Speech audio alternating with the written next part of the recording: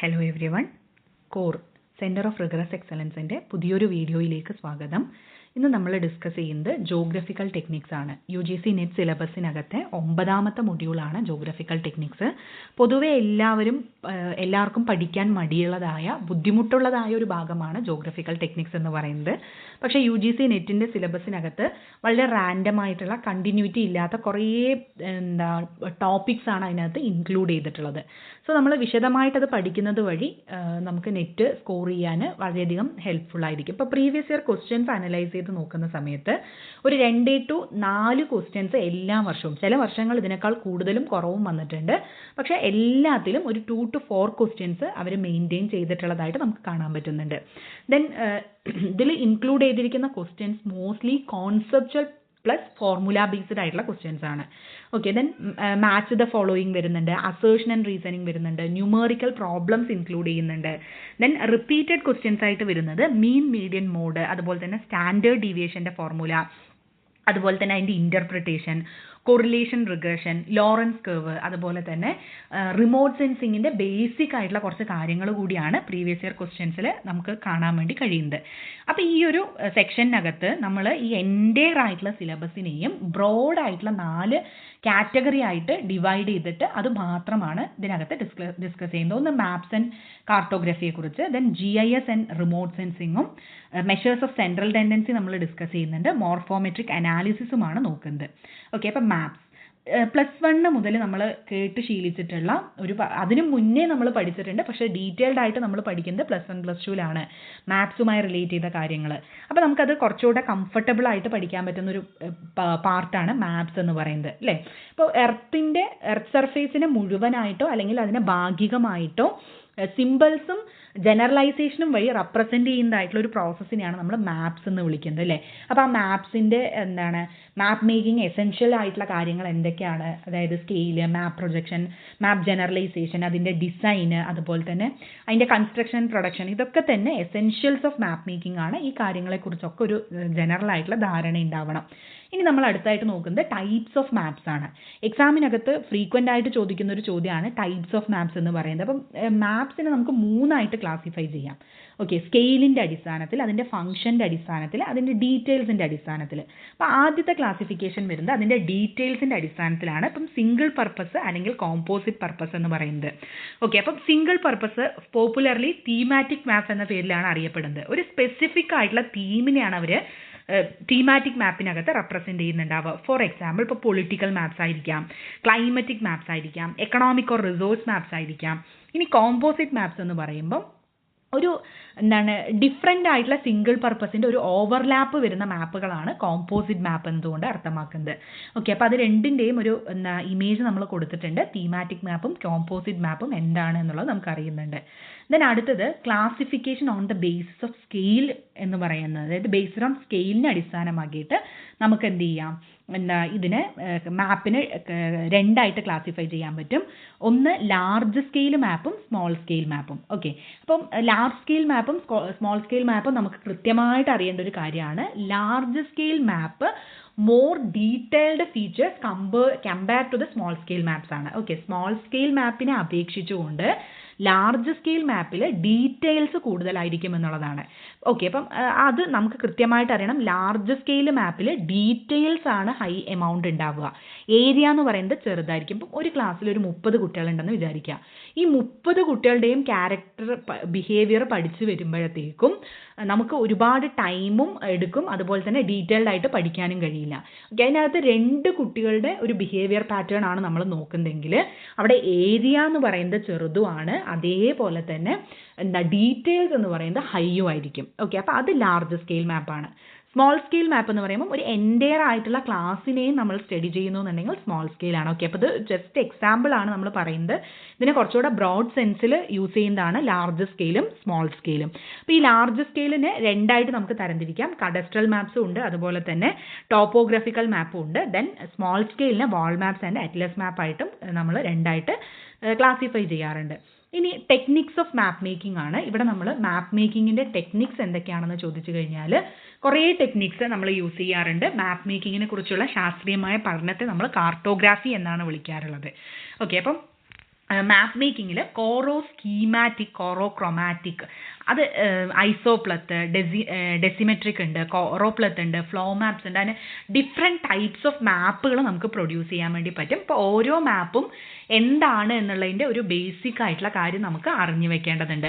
അപ്പോൾ അതിൽ ഒന്നാമത്താണ് കോറോ സ്കീമാറ്റിക് മാപ്പ് എന്ന് പറയുന്നത്. അപ്പം കോറോ സ്കീമാറ്റിക് എന്ന് വെച്ച് കഴിഞ്ഞാൽ ഒരു ക്വാളിറ്റേറ്റീവ് മാപ്പാണ് യഥാർത്ഥത്തിൽ. ഒരു ലെറ്റേഴ്സും നമ്പേഴ്സും ഷേപ്സും യൂസ് ചെയ്യുന്ന ഒരു മാപ്പിംഗ് സിസ്റ്റമാണ് കോറോ സ്കീമാറ്റിക് എന്തുകൊണ്ട് അർത്ഥമാക്കുന്നത്. ഓക്കെ, ദെൻ ഫ്ലോ മാപ്സിൻ്റെ ഒരു ഇത് കൊടുത്തിട്ടുണ്ട്. ദെൻ ഐസോപ്ലത്ത് മാപ്പ് എന്ന് പറയുമ്പോൾ നമുക്കറിയാം, ഐസോ എന്ന് പറയുമ്പം സിമിലർ ആയിട്ടുള്ള ഡാറ്റാസിനെ ജോയിൻ ചെയ്ത് വരയ്ക്കുന്ന രേഖകൾ അല്ലേ, അതിനെയാണ് നമ്മൾ എന്തെന്ന് വിളിക്കുന്നത്, ഐസോപ്ലത്ത് എന്തുകൊണ്ട് അർത്ഥമാക്കുന്നത്. അപ്പോൾ ഐസോപ്ലത്ത് മാപ്പിനകത്ത് നമ്മൾ ഈക്വൽ വാല്യൂസ് ആണ് ഐസോപ്ലത്ത് മാപ്പിൽ കാണിക്കുന്നത്. ദെൻ ഡോട്ട് മാപ്പ് എന്ന് പറയുന്ന സമയത്ത് ഓരോ ഡോട്ടും ഓരോ വാല്യൂ ആണ്. ഓക്കെ, അപ്പം ഡോട്ടിൻ്റെ ഒരു ഭാഗത്ത് ഡോട്ടിൻ്റെ ഇൻറ്റൻസിറ്റി കൂടുന്നത് ഒരു വാല്യൂ കൂടുതലാണ് എന്നാണ് ഡെപ്പിക്റ്റ് ചെയ്യുന്നത്. ഓക്കെ, ഓരോ ഡോട്ടും ഓരോ വാല്യൂവിനെയാണ് ഇവിടെ സൂചിപ്പിക്കുന്നത്. സോ ഡോട്ടിൻ്റെ ഇൻറ്റൻസിറ്റി കൂടുന്നതിനനുസരിച്ച് വാല്യൂ കൂടുതലാണ് എന്നുള്ളതാണ് ഡോട്ട് മാപ്സിനെ സംബന്ധിച്ച് പറയാനുള്ളത്. ദെൻ ഐസോലൈൻ മാപ്സ് നമുക്കറിയാം. ഐസോലൈൻസ് മാപ്പ് എന്ന് പറയുമ്പോൾ എന്താണ്, ഈക്വൽ വാല്യൂസിനെ നമ്മൾ ജോയിൻ ചെയ്തിട്ട് വരയ്ക്കുന്ന രേഖകളാണ് ഐസോലൈൻ എന്തുകൊണ്ട് അർത്ഥമാക്കുന്നത്.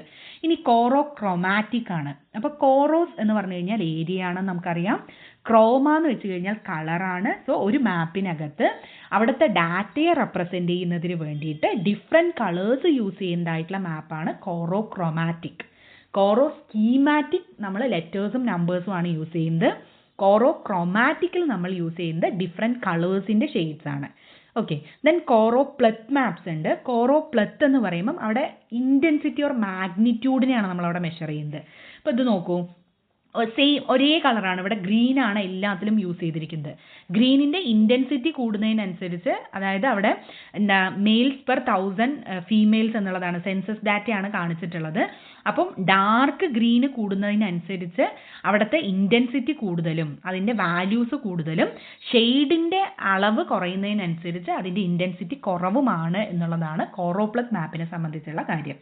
ദെൻ ഇത്തരം ഡാറ്റകൾ റെപ്രസെൻ്റ് ചെയ്യുന്നതിന് വേണ്ടിയിട്ട് നമ്മൾ ഉപയോഗിക്കുന്ന മെത്തേഡ്സ് ആണ് forms of presentation of data എന്ന് പറയുന്നത്. ഇതിനകത്ത് 3 തരം ഡാറ്റാസ് ആണ് നമ്മൾ പ്രസൻറ്റ് ചെയ്യുക. ഒന്ന് ഡിസ്ക്രിപ്റ്റീവ് ഓർ ടെക്സ്ച്വൽ ആയിട്ട് നമ്മൾ ഡാറ്റ പ്രസൻറ്റ് ചെയ്യാറുണ്ട്. അതായത് data described within the text ആണെങ്കിൽ നമ്മൾ ഡിസ്ക്രിപ്റ്റീവ് ഓർ ടെക്സ്ച്വൽ എന്നാണ് വിളിക്കുക. ഇനി നമ്മൾ റോസ് ആൻഡ് കോളംസിൻ്റെ സഹായത്തോടു കൂടിയാണ് ഡാറ്റ പ്രസൻറ്റ് ചെയ്യുന്നതെങ്കിൽ ടാബുലാർ പ്രസൻറ്റേഷൻ എന്ന് വിളിക്കുന്നു. ഇനി ഗ്രാഫിക്കൽ റെപ്രസെൻറ്റേഷൻ ഓഫ് ഡാറ്റ ആണെങ്കിൽ അതിനെയാണ് ഡയഗ്രമാറ്റിക് പ്രസൻറ്റേഷൻ എന്തുകൊണ്ട് അർത്ഥമാക്കുന്നത്.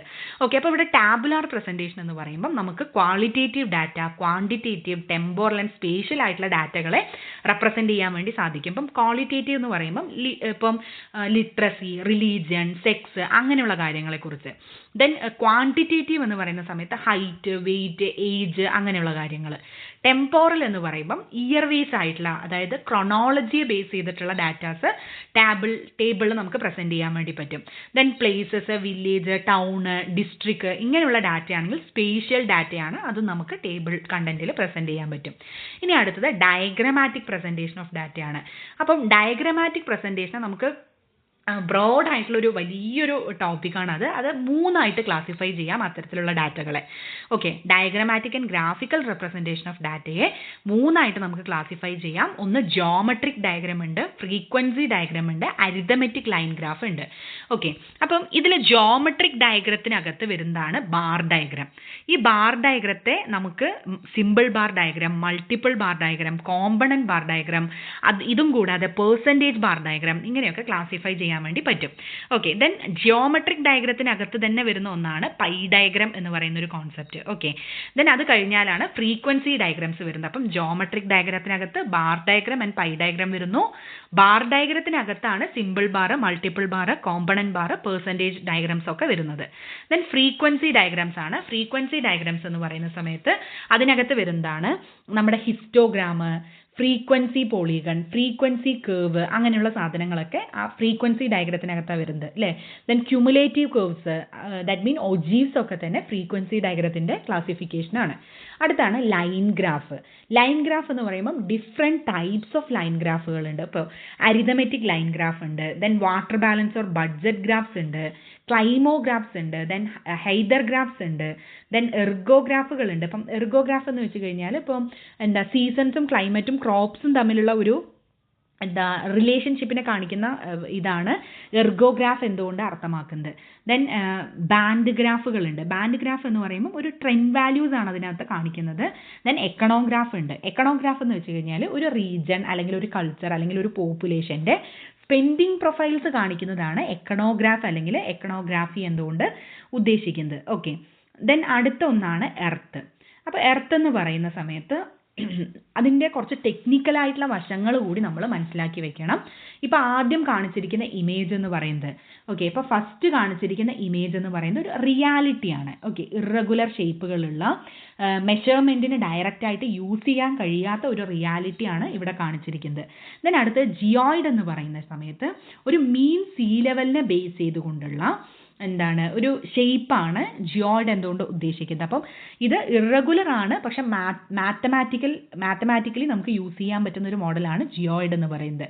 ദെൻ ഇത് ഗ്രാവിറ്റി ബേസ്ഡ് സർഫേസിനെ റെപ്രസെൻറ്റ് ചെയ്യുന്നു എന്നുള്ളതാണ് ഇതിൻ്റെ ഒരു പ്രത്യേകത. ദെൻ എലിപ്സോയിഡ് ആണ്. എലിപ്സോയിഡ് എന്ന് പറയുമ്പോൾ വളരെ സ്മൂത്ത് ആയിട്ടുള്ള ദെൻ റെഗുലർ ആയിട്ടുള്ള, ഇറഗുലർ അല്ല, എലിപ്സോയിഡ് എന്ന് പറയുന്നത് റെഗുലർ ആയിട്ടുള്ള ഒരു മാത്തമാറ്റിക്കൽ മോഡലാണ്. നമ്മുടെ ഈ മാപ്പിങ്ങിനും GPS പ്രൊജക്ഷൻസിനും വേണ്ടിയൊക്കെ ഡാറ്റത്തെ ബേസ് ആയിട്ട് എടുത്തുകൊണ്ട് യൂസ് ചെയ്യുന്ന ഒരു മോഡലാണ് എലിപ്സോയിഡ് എന്ന് പറയുന്നത്. അപ്പം ഇവിടെ ഞാൻ ഉപയോഗിച്ചൊരു വാക്കാണ് ഡാറ്റം എന്ന് പറയുന്നൊരു വാക്ക് നമ്മൾ ഉപയോഗിച്ചിട്ടുണ്ട്. അതായത് എലിപ്സോയിഡിനെയും എർത്തിനെയും തമ്മിൽ കണക്ട് ചെയ്യുന്ന ഒരു റെഫറൻസ് ഫ്രെയിം വർക്കാണ് ഡാറ്റം. അപ്പോൾ ആ ഡാറ്റത്തെ ഡീറ്റെയിൽഡ് ആയിട്ട് നോക്കുന്നതിന് മുമ്പ് എന്താണ് ജിയോ റെഫറൻസിങ് എന്ന് നമുക്ക് നോക്കാം.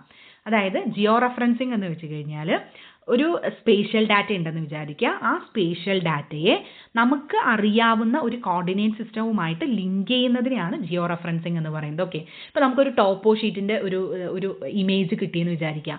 അതിനെ സ്കാൻ ചെയ്തുകൊണ്ട് നമുക്കതിൽ അറിയാവുന്ന ലാറ്റിറ്റ്യൂഡ് കോർഡിനേറ്റ് സിസ്റ്റംസ് ആഡ് ചെയ്ത് കൊടുക്കുന്നതിനെയാണ് ജിയോ റെഫറൻസിങ് എന്തുകൊണ്ട് അർത്ഥമാക്കുന്നത്. അപ്പോൾ ഈ ജിയോ റെഫറൻസിങ് നമുക്ക് വളരെയധികം മേഖലകളിൽ ഉപയോഗിക്കാൻ പറ്റാവുന്ന ഒന്നാണ്. ഇപ്പം അഗ്രികൾച്ചർ ആൻഡ് ഫോറസ്ട്രിയിൽ, land use and land cover മാപ്പിങ്ങിൽ, അർബൻ പ്ലാനിങ് ആൻഡ് മാനേജ്മെൻറ്റിൽ യൂസ് ചെയ്യുന്നുണ്ട്, ഡിസാസ്റ്റർ മാനേജ്മെൻറ്റിൽ യൂസ് ചെയ്യുന്നുണ്ട്, ഹൈഡ്രോളജിക്കൽ സ്റ്റഡീസിൽ യൂസ് ചെയ്യുന്ന ഒരു കോൺസെപ്റ്റാണ് ഈ ജിയോ റെഫറൻസിങ് എന്ന് പറയുന്നത്. അപ്പോൾ വളരെ ഇമ്പോർട്ടൻ്റ് ആയിട്ടുള്ള ഒരു ടോപ്പിക്കാണ് ജിയോ റെഫറൻസിങ്. ഇനി ഡാറ്റം എന്ന് പറയുന്നൊരു ടേം നമ്മൾ പറഞ്ഞു. അതായത് എലിപ്സോയിഡിനെയും എർത്തിനെയും കണക്ട് ചെയ്യുന്ന ഒരു റെഫറൻസ് ഫ്രെയിം വർക്കാണ് ഡാറ്റം എന്ന് പറയുന്നത്. ഒരു ഇമേജ് ഞാൻ കാണിച്ചു തരാം. ഈ ഇമേജിൽ നിങ്ങൾക്ക് നോക്കാം, ഈ ബ്രൗൺ ലൈൻ കൊണ്ട് ഉദ്ദേശിക്കുന്നത് ഒരു എർത്താണ്. എർത്താണ് ഈ ബ്രൗൺ ലൈനിൽ അവർ ഇൻഡിക്കേറ്റ് ചെയ്തിരിക്കുന്നത്. ഈ എർത്ത് ഒരു റിയാലിറ്റിയാണ്, ഇറഗുലർ ഷേപ്പുള്ള ഒരു റിയാലിറ്റിയാണ്. അപ്പം ഈ മേഖലകളെക്കുറിച്ച് നമുക്ക് പഠനം നടത്തണമെങ്കിൽ, ഇതിനെ മാത്തമാറ്റിക്കൽ കാൽക്കുലേഷന്, മാപ്പിങ്ങിനൊക്കെ യൂസ് ചെയ്യണമെങ്കിൽ നമുക്ക് എന്ത് ചെയ്യണം? ഒരു റെഫറൻസ് ഫ്രെയിം വർക്ക് അതിനകത്ത് വെക്കണം. അത് അല്ലെങ്കിൽ ആ ഒരു ഏരിയയെ കൃത്യമായ ഒരു മാത്തമാറ്റിക്കൽ ഷേപ്പിനകത്തേക്ക് കൊണ്ടുവരണം. ഇതിനു വേണ്ടി നമ്മൾ ഉപയോഗിക്കുന്ന ഒരു റെഫറൻസ് ഫ്രെയിം വർക്കിനെയാണ് ഡാറ്റം എന്നതുകൊണ്ട് അർത്ഥമാക്കുന്നത്. ഡിഫറെൻറ്റ് ടൈപ്സ് ഓഫ് ഡാറ്റംസ് ഉണ്ട്. ഇപ്പോൾ ഇവിടെ നോക്കൂ, European datum and North American ഡാറ്റമാണ് യൂസ് ചെയ്തിട്ടുള്ളത്. യൂറോപ്യൻ ഡാറ്റത്തിനകത്ത് ഇപ്പം യൂറോപ്യൻ ഡാറ്റ എന്ന് പറയുമ്പോൾ ഈ റെഡ് ലൈൻ ആണ് യൂറോപ്യൻ ഡാറ്റ. ഈ യൂറോപ്യൻ ഡാറ്റത്തിനകത്ത് നമുക്ക് എക്സ്ക്ലൂഡ് ചെയ്യുന്ന പോകുന്ന ഭാഗങ്ങളുണ്ട്. ഇപ്പം ഞാനൊന്ന് മാർക്ക് ചെയ്തത് അത് എക്സ്ക്ലൂഡ് ചെയ്യുന്ന ഭാഗങ്ങളാണ്. അപ്പോൾ ആ ഭാഗങ്ങളെ കൂടി ഉൾപ്പെടുത്തിക്കൊണ്ടുള്ളൊരു പഠനമാണ്, ഒരു മാപ്പിംഗ് ആണ് നമുക്ക് വേണ്ടെങ്കിൽ നമുക്ക് യൂറോപ്യൻ ഡാറ്റം യൂസ് ചെയ്തിട്ട് ഉപകാരം ഉണ്ടാവില്ല. നോർത്ത് അമേരിക്കൻ ഡാറ്റം വേണമെങ്കിൽ ഉപയോഗിക്കേണ്ടി വരും. അപ്പോൾ അത്തരത്തിൽ different types of referencing systems കൂടി ഈ ഡാറ്റത്തിനകത്ത് ഉണ്ട് എന്നുള്ളതാണ്. ഇനി അടുത്തായിട്ട് നമ്മൾ നോക്കാൻ വേണ്ടി പോകുന്നത് മാപ്പ് പ്രൊജക്ഷൻസ് ആണ്. അപ്പം മാപ്പ് പ്രൊജക്ഷൻ എന്ന് പറയാൻ നമുക്കറിയാം, ഒരു സ്ഫിരിക്കൽ എർത്തിനെ നമ്മൾ എന്ത് ചെയ്യുന്നു, ഒരു പ്ലെയിൻ സർഫേസിലേക്ക് ട്രാൻസ്ഫർ ചെയ്യുന്നതായിട്ടുള്ള ഒരു പ്രോസസ്സിനെയാണ് മാപ്പ് പ്രൊജക്ഷൻ എന്ന് പറയുന്നത്. സിസ്റ്റമാറ്റിക് ആയിട്ടുള്ള ഒരു ട്രാൻസ്ഫോർമേഷൻ ആണ്. ലാറ്റിറ്റ്യൂഡും ലോഞ്ചിറ്റ്യൂഡ്സും എല്ലാം യൂസ് ചെയ്തുകൊണ്ടുള്ള ഒരു സിസ്റ്റമാറ്റിക് റെപ്രസെൻറ്റേഷനെയാണ് നമ്മൾ എന്തെന്ന് വിളിക്കുന്നത്, മാപ്പ് പ്രൊജക്ഷൻ എന്ന് വിളിക്കുന്നത്. ഓക്കെ, അപ്പം it is A 2 dimensional representation of A 3 dimensional earth എന്ന് വേണമെങ്കിൽ നമുക്ക് പറയാം. ഓക്കെ, അപ്പോൾ ഒരു സ്ഫിരിക്കൽ ആയിട്ടുള്ള എർത്ത് സർഫേസിനെ ഒരു പ്ലെയിൻ സർഫേസിലേക്ക് മാർക്ക് ചെയ്യുന്ന പ്രോസസ്സിനെയാണ് മാപ്പ് പ്രൊജക്ഷൻ എന്ന് വിളിക്കുന്നത്. ഒരു 3 ഡയമെൻഷനിലായിട്ടുള്ള എർത്തിനെ നമ്മൾ എന്ത് ചെയ്യുന്നു, 2 ഡയമെൻഷനിലാക്കിയിട്ട് കൺവേർട്ട് ചെയ്യുന്നു എന്നുള്ളതാണ്. ഓക്കെ, അപ്പോൾ ഈ മാപ്പ് പ്രൊജക്ഷൻ പഠിക്കുന്ന സമയത്ത് നിർബന്ധമായും നമ്മൾ നോക്കേണ്ട ഒന്നാണ് ടൈപ്സ് ഓഫ് മാപ്പ് പ്രൊജക്ഷൻ എന്ന് പറയുന്നത്. അപ്പോൾ 4 തരത്തിൽ നമുക്ക് ഈ മാപ്പ് പ്രൊജക്ഷനെ ക്ലാസിഫൈ ചെയ്യാൻ പറ്റും. ഓക്കെ, 4 തരത്തിൽ നമുക്ക് ഈ മാപ്പ് പ്രൊജക്ഷനെ ക്ലാസിഫൈ ചെയ്യാൻ പറ്റും. ഒന്ന് കൺസ്ട്രക്ഷനെ ബേസ് ചെയ്തിട്ട് ക്ലാസിഫൈ ചെയ്യാം, സർഫേസ് ഡെവലപ്മെൻറ്റ് സർഫേസിനെ ബേസ് ചെയ്തിട്ട് ക്ലാസിഫൈ ചെയ്യാം, പ്രൊജക്ഷൻ പ്രോപ്പർട്ടീസിനെ അടിസ്ഥാനമാക്കിയിട്ട് ക്ലാസിഫൈ ചെയ്യാം, പൊസിഷൻ ഓഫ് ലൈറ്റിനെ ബേസ് ചെയ്തിട്ട് നമുക്ക് ക്ലാസിഫൈ ചെയ്യാൻ പറ്റും. ഇതിനെക്കുറിച്ചൊരു വ്യക്തമായ ധാരണ നമുക്ക് ഉണ്ടാവണം. അപ്പോൾ മെത്തേഡ്സ് ഓഫ് കൺസ്ട്രക്ഷൻ അടിസ്ഥാനമാക്കിയിട്ട് പേഴ്സ്പെക്റ്റീവ് ആൻഡ് നോൺ പേഴ്സ്പെക്റ്റീവ് എന്നിങ്ങനെ 2 ആയിട്ട് ക്ലാസിഫൈ ചെയ്യാൻ പറ്റും. Okay, perspective and non perspective എന്ന 2 ആയിട്ട് ക്ലാസിഫൈ ചെയ്യാൻ പറ്റും. ഓക്കെ, അപ്പം ഒരു സിമ്പിൾ ജിയോമെട്രിയുടെ അടിസ്ഥാനത്തിലാണ് നമ്മൾ മാപ്പ് പ്രൊജക്ഷൻ നടത്തുന്നതെങ്കിൽ അതാണ് പേഴ്സ്പെക്റ്റീവ് എന്ന് പറയുന്നത്. ഓക്കെ, ഇനി ട്രിഗ്നോമെട്രിക്കൽ റേഷ്യോയുടെയൊക്കെ അടിസ്ഥാനത്തിൽ നമ്മൾ പ്രൊജക്ഷൻ ചെയ്യുകയാണെന്നുണ്ടെങ്കിൽ അതിനെ നമ്മൾ നോൺ പേഴ്സ്പെക്റ്റീവ് എന്നും വിളിക്കുന്നു. ദെൻ അടുത്തത് ഡെവലപ്മെൻറ്റ് സർഫേസിനെ അടിസ്ഥാനമാക്കിയിട്ട് സിലിണ്ട്രിക്കൽ, കോണിക്കൽ ആൻഡ് സെനിത്തൽ എന്നിങ്ങനെ 3 പ്രൊജക്ഷൻസ് വരുന്നുണ്ട്. അപ്പോൾ അത് ഇമേജിനകത്ത് കാണാൻ കഴിയുന്നുണ്ട്. ദെൻ അടുത്തത് പ്രൊജക്ഷൻ പ്രോപ്പർട്ടീസിനെ അടിസ്ഥാനമാക്കിയിട്ട് കൺഫോമൽ, ഇക്വേരിയ, ഇക്വി ഡിസ്റ്റൻറ്റ് എന്നിങ്ങനെ ക്ലാസിഫൈ ചെയ്യാൻ പറ്റും. പൊസിഷൻ ഓഫ് ലൈറ്റിനെ അടിസ്ഥാനമാക്കിയിട്ട് നോമോണിക്, ഓർത്തോഗ്രാഫിക് ആൻഡ് സ്റ്റീരിയോഗ്രാഫിക് എന്ന് പറയുന്ന 3 ആയിട്ട് ക്ലാസിഫൈ ചെയ്യാൻ പറ്റും. ഇപ്പം സെൻറ്റർ ഓഫ് ദ ഗ്ലോബിലാണ് പൊസിഷൻ ഓഫ് ലൈറ്റ് വരുന്നെങ്കിൽ അത് നോമോണിക് ആണ്. ഇനി ലൈറ്റ് ഇൻഫിനിറ്റ് ആണെങ്കിൽ അതിനെ ഓർത്തോഗ്രാഫിക് എന്ന് വിളിക്കുന്നു. ഇക്വേറ്ററിൻ്റെ ഓപ്പോസിറ്റ് നിന്നും വരുന്ന ലൈറ്റിനെ ബേസ് ചെയ്തിട്ടാണ് മാപ്പ് പ്രൊജക്ഷൻ ചെയ്യുന്നതെങ്കിൽ അതിനെ സ്റ്റീരിയോഗ്രാഫിക് എന്നുമാണ് വിളിക്കുന്നത്. ഓക്കെ, അപ്പോൾ ഇത് 3ഉം നമ്മൾ കൃത്യമായിട്ട് നോക്കണം. പിന്നെ എന്താണ്, ചില പ്രിസർവ്ഡ് ക്വാളിറ്റീസിൻ്റെ അടിസ്ഥാനത്തിൽ വേണമെങ്കിൽ നമുക്ക് മാപ്പ് പ്രൊജക്ഷനെ ക്ലാസിഫൈ ചെയ്യാം. ദാറ്റ് മീൻ ഓർത്തോമോർഫിക്, ഹൊമലോഗ്രാഫിക്, അസിമുത്തൽ എന്നീ പറയുന്നത്. അപ്പം ഒരു കറക്റ്റ് ഷേപ്പ് മെയിൻറ്റെയിൻ ചെയ്യുന്നുണ്ടെങ്കിൽ ഓർത്തോമോർഫിക് എന്ന് വിളിക്കുന്നു. കറക്റ്റ് ഏരിയ ആണെങ്കിൽ അതിനെ ഹൊമലോഗ്രാഫിക് എന്ന് വിളിക്കുന്നു. Then correct direction and true bearing ആണെങ്കിൽ അതിനെ അസിമുത്തൽ അസിമുത്തൽ പ്രൊജക്ഷൻ എന്നാണ് വിളിക്കുക. അപ്പം ഇത്രയും ഒരു ക്ലാസിഫിക്കേഷൻ നമ്മൾ കൃത്യമായിട്ട് നോക്കി വെക്കേണ്ടതാണ്. ഇനി ഏറ്റവും കൂടുതലായിട്ട് ചോദിക്കുന്ന ചോദ്യങ്ങളിലൊന്നാണ് വെക്റ്റർ ഡാറ്റയും റാസ്റ്റർ ഡാറ്റയും തമ്മിലുള്ള ഡിഫറൻസ്. അതിൻ്റെ ക്യാരക്ടറിസ്റ്റിക്സ് നമ്മൾ മെയിനായിട്ട് ഫോക്കസ് ചെയ്ത് പോകേണ്ട ഒന്നാണ്. ജസ്റ്റ് അതിൻ്റെ ബേസിക് ആയിട്ടുള്ള കാര്യം ഞാൻ പറഞ്ഞു പോകുന്നുണ്ട്. വെക്റ്റർ ഡാറ്റ എന്ന് പറയുന്നത് അതായത് ജോഗ്രഫിക്കൽ ഫീച്ചേഴ്സ്, അതായത് പോയിന്റ്സും ലൈൻസും ഏരിയാസും ഒക്കെ പോളിഗൺസും ഒക്കെ ഉപയോഗിച്ചുകൊണ്ട് ഒരു ജോഗ്രഫിക് ഫീച്ചേഴ്സിനെ റെപ്രസെൻ്റ് ചെയ്യുന്നതാണെങ്കിൽ അതിനെ വെക്റ്റർ ഡാറ്റ എന്നാണ് വിളിക്കുക.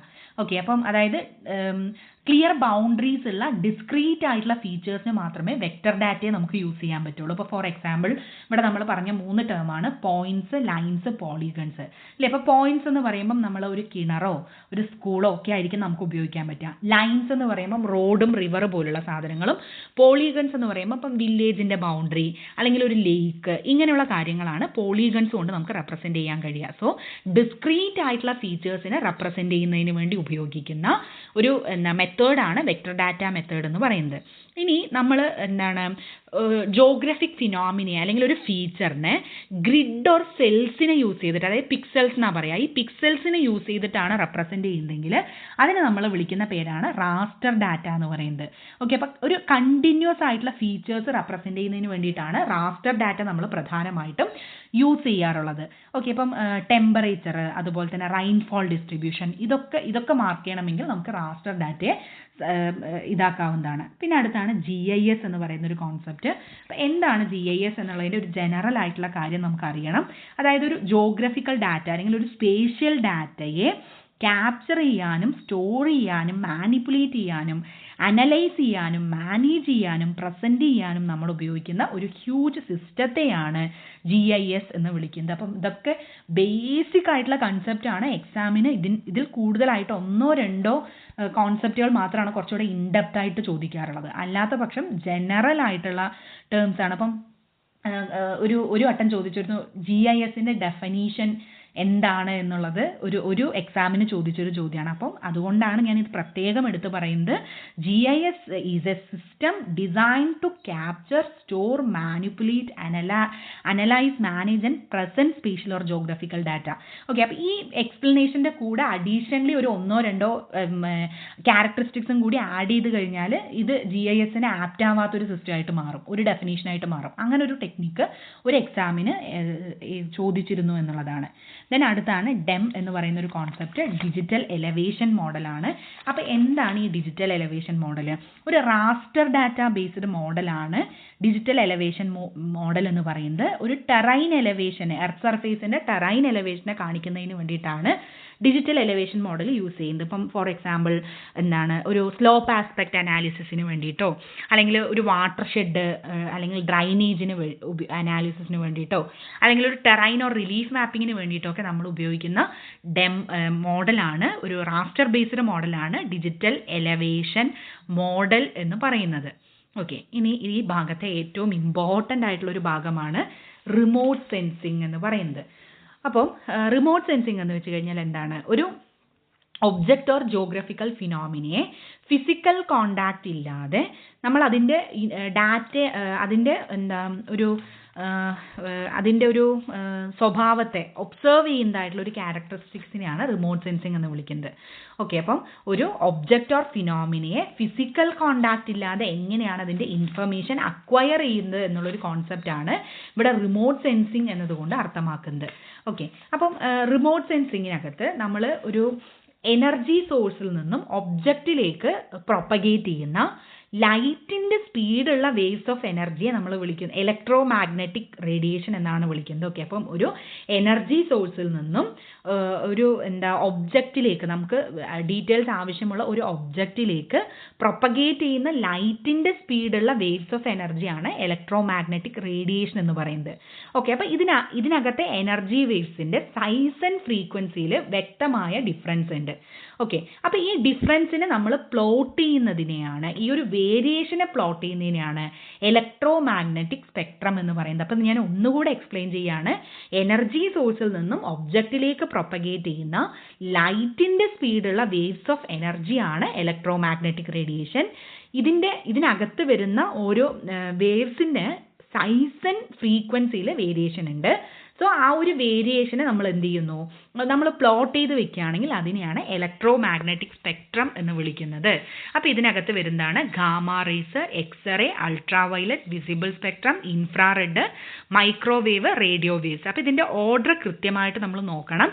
അതിനോടൊപ്പം തന്നെ ഇതിൻ്റെ ഏരിയ, ഓക്കെ, എത്ര മുതൽ എത്ര വരെയാണ് ഓരോ ബാൻഡും വരുന്നത് എന്നുള്ളതും നമ്മൾ കൃത്യമായിട്ട് നോക്കണം. Okay, electro magnetic spectrum. Then അതിനകത്ത് അപ്പം വിസിബിൾ സ്പെക്ട്രം എടുക്കുകയാണെങ്കിൽ violet, blue, green, yellow, orange, red ആണ് വരുന്നത്. അത് നമ്മൾ നോക്കണം. അതിനകത്ത് വയലറ്റ് മുതൽ റെഡിലോട്ട് പോകുമ്പം ഷോർട്ടർ വേവ് ലെങ്ത്തും high frequency and high energy ആയിരിക്കും വയലറ്റ്, ബ്ലൂ ഭാഗത്ത്. ദെൻ ഓറഞ്ച് ഓർ റെഡിൻ്റെ ഭാഗത്ത് വരുന്ന സമയത്ത് ലോവർ ഫ്രീക്വൻസി ആയിരിക്കും, ലോവർ വേവ് ലെങ്ത് ആയിരിക്കും, ലോവർ എനർജി ആയിരിക്കും. ഓക്കെ, അപ്പോൾ ഞാനത് ഇതിൽ സൂചിപ്പിച്ചിട്ടുണ്ടെന്ന് നോക്കൂ. ഈ ഒരു ഭാഗത്ത് എങ്ങനെയാണ് വേവ് ലെങ്ത്തിൻ്റെ വേരിയേഷൻ വരുന്നത് എന്നുള്ളത് നമ്മൾ പ്ലോട്ട് ചെയ്തിട്ടുണ്ട്. അപ്പോൾ അതൊന്ന് കൃത്യമായിട്ട് ഓർത്ത് വെക്കേണ്ട ഒരു സാധനമാണ്. ദെൻ അടുത്താണ് നമ്മൾ സെൻസേഴ്സ് എന്ന് പറയുന്ന ഒരു ടേം യൂസ് ചെയ്യുന്നുണ്ട്. ഓക്കെ, അപ്പോൾ എന്താണ് സെൻസർ? അതായത് ഇലക്ട്രോ മാഗ്നറ്റിക് എനർജിയെ മെഷർ ചെയ്യുകയും റെക്കോർഡ് ചെയ്യുകയും ചെയ്യുന്ന ഒരു ഡിവൈസാണ് സെൻസർ എന്ന് പറയുന്നത്. അപ്പോൾ ഇതിനെ നമുക്ക് രണ്ടായിട്ട്, ലൈറ്റിൻ്റെ അടിസ്ഥാനത്തിൽ രണ്ടായിട്ട് തരംതിരിക്കാം. ഒന്ന് ആക്റ്റീവ് സെൻസേഴ്സും ഉണ്ട്, പാസീവ് സെൻസേഴ്സും ഉണ്ട്.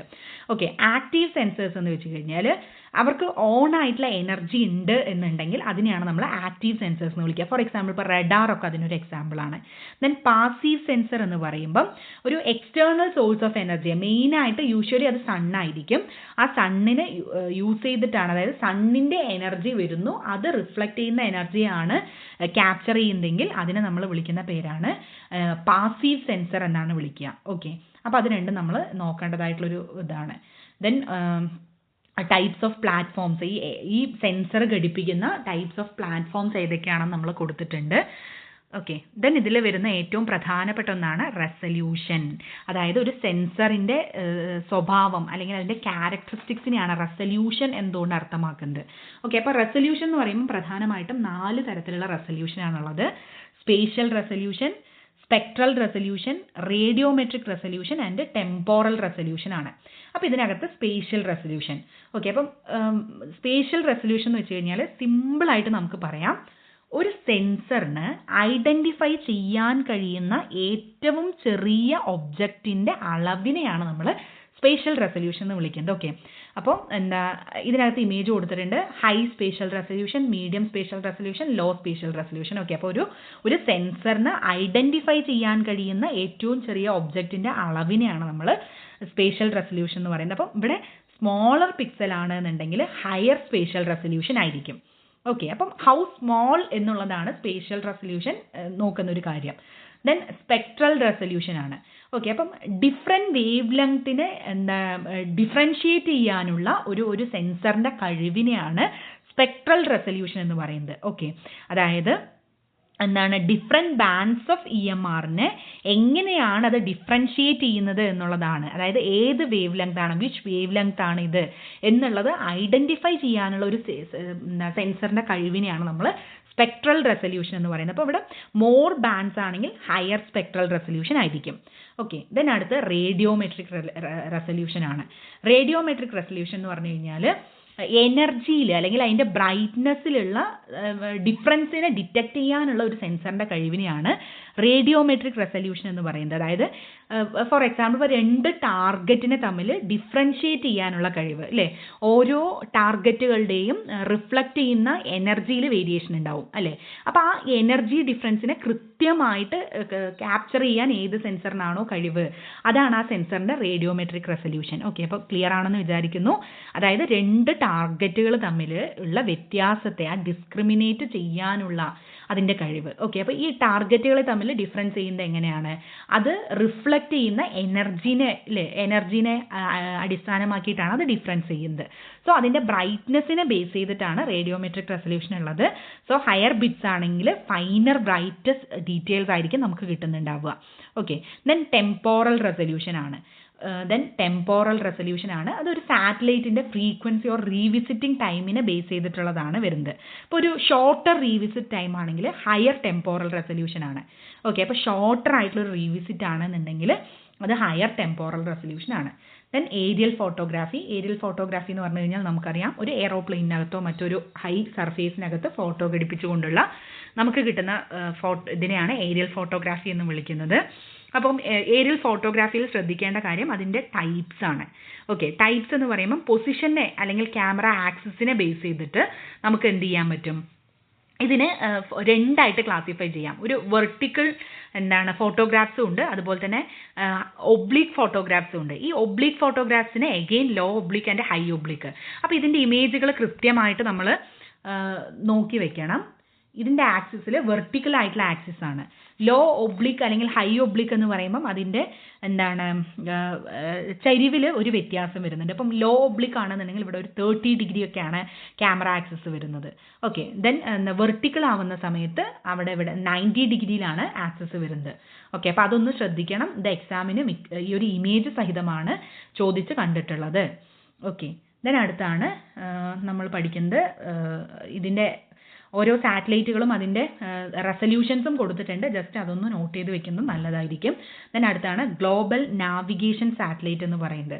അതായത് ഒരു സ്ഥലത്തിൻ്റെ ഒരു ലൊക്കേഷൻ അല്ലെങ്കിൽ അവിടുത്തെ നാവിഗേഷൻ ആൻഡ് ടൈം നമുക്ക് ഡിറ്റർമൈൻ ചെയ്യാൻ കഴിയുന്നതായിട്ടുള്ള ഒരു സംവിധാനത്തെയാണ്, സാറ്റലൈറ്റ് സംവിധാനത്തെയാണ് ഗ്ലോബൽ നാവിഗേഷൻ സാറ്റലൈറ്റ് എന്ന് വിളിക്കുന്നത്. അപ്പോൾ ഡിഫറെൻ്റ് ആയിട്ടുള്ള ഗ്ലോബൽ നാവിഗേഷൻ സിസ്റ്റവും ഗ്ലോബൽ നാവിഗേഷൻ സാറ്റലൈറ്റ് സിസ്റ്റവും അത് ഏത് രാജ്യത്തിൻ്റെതാണ്, ഏത് വർഷമാണ്, അതിൻ്റെ കവറേജ് എന്തൊക്കെയാണ്, എത്ര നമ്പർ ഓഫ് സാറ്റലൈറ്റ്സ് ആണ് അതിനകത്തുള്ളത് എന്നുള്ള കാര്യങ്ങളൊക്കെ നമ്മൾ നോട്ട് ചെയ്തിട്ടുണ്ട്. ഇതും ബൈ ഹാർട്ട് ചെയ്ത് വെക്കുന്നത് കുറച്ചുകൂടെ നന്നായിരിക്കും. ദെൻ ഇതിലെ ഏറ്റവും പ്രധാനപ്പെട്ടൊരു മേഖലയാണ് എന്താ ക്വാണ്ടിറ്റേറ്റീവ് ടെക്നിക്സ് അല്ലെങ്കിൽ സ്റ്റാറ്റിസ്റ്റിക്സിൻ്റെ ഭാഗം. ഓക്കെ, അപ്പോൾ അതിനകത്ത് വരുന്ന ഒന്നാണ് മെഷേഴ്സ് ഓഫ് സെൻട്രൽ ടെൻഡൻസി എന്ന് പറയുന്ന ഒരു കോൺസെപ്റ്റ് അതിനകത്ത് വരുന്നുണ്ട്. അതായത് സെൻട്രൽ ടെൻഡൻസി എന്ന് പറയുമ്പം ഒരു വാല്യൂവിനെ ചുറ്റിപ്പറ്റി നിൽക്കുന്ന എന്താ ഫിഗേഴ്സിനെയാണ് നമ്മൾ എന്തെന്ന് വിളിക്കുന്നത്, സെൻട്രൽ ടെൻഡൻസി എന്ന് വിളിക്കുന്നത്. ഓക്കെ, അല്ലെങ്കിൽ ആവറേജ് എന്ന് പറയുന്നു. അപ്പോൾ ഇത് പൊതുവേ രണ്ട് തരത്തിലാണ് ഉള്ളത്. ഒന്ന് മാത്തമാറ്റിക്കൽ ആവറേജസും ഉണ്ട്, പൊസിഷണൽ ആവറേജസും ഉണ്ട്. ഓക്കെ, അപ്പോൾ മാത്തമാറ്റിക്കൽ ആവറേജസ് ആണ് നമ്മുടെ അരിതമെറ്റിക് മീനും ജോമെട്രിക് മീനും ഹാർമോണിക് മീനും ഒക്കെ. അപ്പോൾ അത് കാൽക്കുലേറ്റ് ചെയ്യാനൊക്കെ വളരെ സിമ്പിൾ ആയതുകൊണ്ട് തന്നെ അതൊന്ന് പഠിച്ചു വെക്കുന്നത് വളരെയധികം ഹെൽപ്ഫുള്ളാണ്. കാരണം ചില സമയത്ത് ഞാൻ പറഞ്ഞിട്ടുണ്ട്, ഒരു 1 to 2 years കൂടുന്ന സമയത്ത് കാൽക്കുലേഷൻ അവർ ചോദിക്കുന്നുണ്ട്. ഓക്കെ, കാൽക്കുലേഷൻസ് ചോദിക്കുന്നുണ്ട്. അപ്പോൾ അതുകൊണ്ട് അതൊന്ന് ശ്രദ്ധിക്കുന്നത് നല്ലതായിരിക്കും. അപ്പോൾ മാത്തമാറ്റിക്കൽ ആവറേജ് ആണ് ഞാൻ പറഞ്ഞു, arithmetic mean, geometric mean and harmonic mean ഒരു മാത്തമാറ്റിക്കൽ ആവറേജ് ആണ്. ഇനി പൊസിഷനെ ബേസ് ചെയ്തിട്ട് നോക്കുകയാണെങ്കിൽ മീഡിയൻ ആൻഡ് മോഡാണ് പൊസിഷണൽ ആവറേജ് ആയിട്ട് വരുന്നത്. അപ്പോൾ ഇതിൻ്റെ എന്താ ഇത് ഇക്വേഷൻസ് കൃത്യമായിട്ട് പഠിച്ചു വെക്കണം. അപ്പോൾ മീൻ ആണെങ്കിൽ ഇൻഡിവിജ്വൽ സീരീസിൽ നമ്മൾ സിഗ്മ എക്സ് ബൈ എൻ ആണ് കാൽക്കുലേറ്റ് ചെയ്യുന്നത്. ഡിസ്ക്രീറ്റ് സീരീസിലാണെങ്കിൽ sigma F x by sigma f ആണ്. ഓക്കെ, അപ്പോൾ ഇവിടെ സിഗ്മ എക്സ് എന്ന് പറയുന്നത് ടോട്ടൽ ഓഫ് ദ ഒബ്സർവേഷൻ ആണ്. ദെൻ എൻ എന്ന് പറയുന്നത് നമ്പർ ഓഫ് ദ ഒബ്സർവേഷൻ ആണ്, നമുക്കറിയാം. ഓക്കെ, ഇനി നമ്മൾ ഡിസ്ക്രീറ്റ് സീരീസിലാണെങ്കിൽ ഫ്രീക്വൻസി ആൻഡ് ആ എക്സിനെ ഇൻറ്റു ചെയ്തിട്ട് sigma F X divided by sigma F ആ ചെയ്യുക. അപ്പം ഇതിൻ്റെയൊക്കെ ഡീറ്റെയിൽഡ് ആയിട്ടുള്ള വീഡിയോ നമ്മൾ അപ്ലോഡ് ചെയ്യുന്നതായിരിക്കും. ഇപ്പം ജസ്റ്റ് അതിൻ്റെ ഇക്വേഷൻസ് മാത്രം പറഞ്ഞു പോവുകയാണ്. മീന് പിന്നെ കണ്ടിന്യൂസ് സീരീസിലാണെങ്കിൽ sigma f m divided by sigma f ആണ്. ഓക്കെ, അപ്പം മീഡിയൻ എന്ന് പറഞ്ഞു കഴിഞ്ഞാൽ ഒജീസ് കാൽക്കുലേറ്റ് ചെയ്യുന്നത് മീഡിയൻ ആണ്. വളരെ സ്ക്യൂഡ് ആയിട്ടുള്ള ഡിസ്ട്രിബ്യൂഷനിൽ കണ്ടിന്യൂസ് ആയിട്ടുള്ള ഡാറ്റ ആൻഡ് ഓർഡിനൽ ഡാറ്റയിലൊക്കെയാണ് നമ്മൾ മീഡിയൻ യൂസ് ചെയ്യുന്നത്. അപ്പം ഇതിൽ നമ്മൾ നോക്കേണ്ടത് ഇക്വേഷൻ കുറേ വട്ടം ചോദിച്ച് കണ്ടിട്ടുണ്ട്. L+n/2 minus C F divided by F into C എന്ന് പറയുന്നതാണ് ഇതിൻ്റെ ക്ലാസിഫിക്കേഷൻ വരുന്നത്. അപ്പോൾ ഇവിടെ ക്യുമുലേറ്റീവ് ഫ്രീക്വൻസി നമ്മൾ ശ്രദ്ധിക്കണം. മീഡിയൻ ക്ലാസ്സിന് തൊട്ട് മുമ്പുള്ള ക്യുമുലേറ്റീവ് ഫ്രീക്വൻസിയാണ് നമ്മളിവിടെ എടുക്കുന്നത്. അപ്പോൾ അത് പലർക്കും മാറിപ്പോവാറുണ്ട്.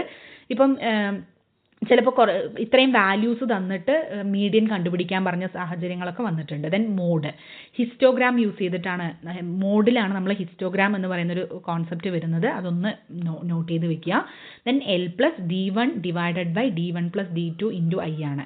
ഓക്കെ, അപ്പോൾ അതിൻ്റെ ഇക്വേഷൻസ് ചിലപ്പം ഓരോ ആളുകളുടെയും സംബന്ധിച്ചും ഓരോ വ്യത്യാസം വരും. ഓക്കെ, അപ്പോൾ അതിൻ്റെ ഇപ്പോൾ D1 എന്നുള്ള സ്ഥലത്ത് വേറെ എന്തെങ്കിലും ഉപയോഗിക്കുന്ന F1 F2 ഒക്കെ ഉപയോഗിക്കുന്ന ആളുകളുണ്ട്. അപ്പോൾ അതിനനുസരിച്ച് എങ്ങനെയാണോ നിങ്ങൾക്ക് കംഫർട്ടബിൾ ആയിട്ട് അത് ഓർത്ത് വെക്കാൻ കഴിയുന്നത് അത് ഓർത്ത് വെക്കുന്നതായിരിക്കും നല്ലത്. ഓക്കെ,